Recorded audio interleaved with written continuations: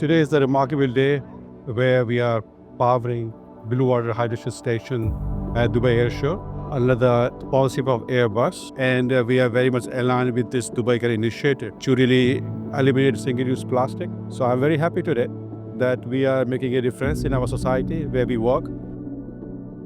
So here you get cold as well as the ambient water. This is 800 gallons water, and the water is recirculated again in the tank, and from here the water is again distributed in the dispenser, and here you get chilled and the purified water for everyone.